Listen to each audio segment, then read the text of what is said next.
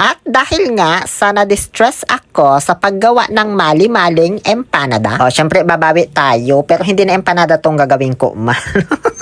Bali, may natira pa pala akong ube halayar doon sa vlinag ko nung nakaraang 8 taon. Naninigas na sa ref, pero pwede pa to. Purong-puro pa naman yan, oh. Wala akong nilagay dyan na pampakapal o pampadami, ganon. Ano ba tawag sa ganon? Emulsifier ba? Pacifier? O basta. Pero ngayon, dahil sa konti na nga lang ito, lalagyan na lang natin ng harina manawari. Kasi lulutuin ko ulit to para dumami man. Hinalo-halo ko lang yan habang hindi pa sinisindihan. Lagyan ko na rin ng gatas para mas maging creamy. Hinalo-halo ko ulit pero nasindihan na. Tapos syempre, hindi mawawala ang Nutella granules kasi nga dinagdagan natin ng harina at gatas, diba? Kaya tumabang na ito. So okay na yan, hinalo-halo ko lang hanggang sa tuluyan ng maluto. Nung naluto na, ganyan na po yung naging itsura ng ating ube. Naging mas smooth na ito tignan, oh. Tapos mas lumambot pa. Pero hindi na to puro, ha, may halo ng harina manawari. So ganito pala itsura nung hindi purong ube halayaan, no? Mas smooth yung texture. Yung una kong gawa kasi na puro talaga, parang may buo-buo kapag nakakagat, gano'n. Tapos mas firm yung texture. Ipasok ko lang ito sa ref para hindi mapanes kasi bukas pa natin ito lulutuin. Kinabukasan, bumili ako ng 2 paketeng glutinous rice flour. Kung saan nag-alangan ako kung liliyad ba, ipapaikot ko ba? Kaso wag na lang kasi masakit na yung likod ko. Tapos may mga nagagalit kasi tuwing lumiliyad man ako. Ba't kaya sila nagagalit sa akin? Hindi ko man sila inaano. Lumiliyad lang naman ako, sumasayaw, pumipitik-pitik bago magluto. Magalit kayo sa mga politikong ninanakawang kayo, wag sa akin, nagigigil ako, ha? Binuhos ko na lahat yung 2 paketin ng glutinous rice flour dito sa aluminium na planggana. Medyo madami-dami kasi tayong gagawin ngayon na botse. Dito pinag-iisipan ko kung ihahalo ko na ba yung ube, tapos cheese na lang yung gawin kong filling. Kaso, nakapag-vlog na kasi ako dati nung butche na may cheese sa loob. Tapos wala din kasi akong stock ng cheese ngayon, bibili pa ulit ako. Ayoko namang maabala pa sa buhay, kaya plain na lang itong gagawin kong dough. Tapos, ipapalaman ko na lang sa loob yung ube. Pwede ba yon? Kasi kung di ko pwedeng gawing filling yung ube dito sa butche, wag na lang. Wag na lang natin tong ituloy. Ano? Dahan-dahan ko palang binuhusan ng tubig itong glutinous rice flour para hindi siya ma-overcook. Ay, ano ba yun? Para hindi maging basa, ganun. Hanggang sa makuha natin yung tamang texture. At ito yung hindi ko nagawa doon sa paggawa ko ng dough sa empanada. Hindi pa rin nakamove on, ano?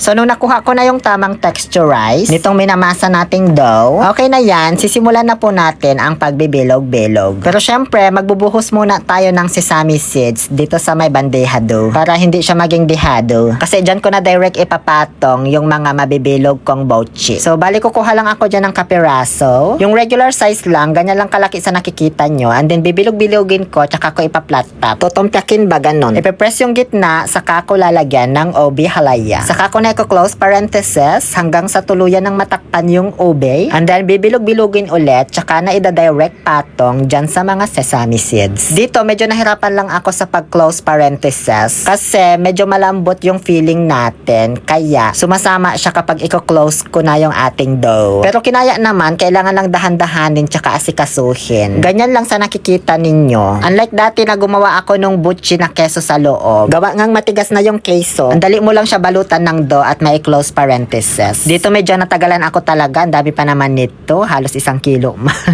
After ko mabilog-bilog, pinaikot ko lang yan dito sa may sesame seeds para mabalutan na. And then pinaikot-ikot ulit. Tapos okay na. Pwede nang i-pray to. Pero syempre, tatapusin ko muna to lahat.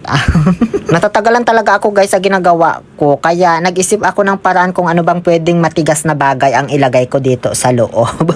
Sakto, meron pa pala ako ditong natirang beans nung nagpahalo-halo ako. So ang ginawa ko dyan, pagkalagay ko ng ube, sinisiksikan ko din ng 1 pirasong beans para man may matigas sa loob. At madali ko na lang itong i-close parenthesis and bilog-bilogin. Ayan nga, halatang nag-e-enjoy na ako, diba? Hindi ko pa tapos lahat bilogin, pero sinimulan ko nang magpakulo ng mantika. Kasi matagal pakuluin to, kailangan kasi deep fry. So ginawa ko yung teknik ko sa pagbuhos ng mantika na binubutas lang sa init ng kawali yung plastic. Kaso, ang kapal pala nitong pinambalot nila. Nasa 5 piraso yata ito na patong-patong. Ayan tuloy, hindi na butas. Nagkaganyan man. Lalo tuloy akong naabala. Paano ba ito? Kung kailan nagmamadali yung tao. At ngayon, patapos ko na po bilugin lahat. Konti na lang yung natirang dough, tapos may ibang babalutan na lang ng sesame seeds. So, simulan na po natin ang pagpiprito para sa first batch of housemates. Tara! Sumasayaw-sayaw na ako dito kasi alam kong di na to panonoorin ng mga basher. Bandang dulo na kasi ng vlog natin ito. So, hindi na sila may stress, di ba? Mainit na yung mantika, pero hininaan ko na yung apoy dyan para ma-maintain yung katamtaman na init kasi hindi pwedeng sobrang init ng mantika natin dito kasi puputok-putok itong ating bochi. Tapos hindi rin siya pwedeng ma-overcook kasi yun nga, bibitak-bitak tsaka puputok-putok. Kaya kung napapansin nyo, may mga nabiyak dyan na pumutok-putok na kasi hindi naman sabay-sabay yung pagkakalaglag ko dun sa first batch. Pero dito sa second batch of housemates, ay, sinabay-sabay ko na talagang ilaglag yan lahat. Nagmamadali na kasi ako nito kay may lakad mang kami. So ayun, panoorin nyo na lang siguro hanggang sa maluto ko na lahat kasi pagod na rin ako mag voice over be. Aunque no los tae tubasen, kakeranamos cada restauranten, songoremo que los tae tubasen, kakeranemos cada restauranten. Ito na pala yung ating third batch of housemates. Sige, sasayaw ka ba o hindi? Pinag-iisipan ko pa kasi kung kaya na ng balakang ko kasi masakit man, pati yung ko, lieg na.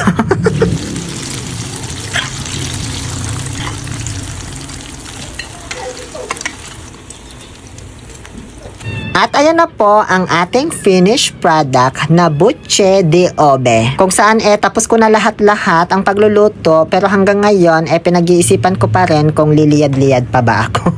Ngayon, tikman na po natin ang abilidar nito. Mamantika, matamis, nakakaumay.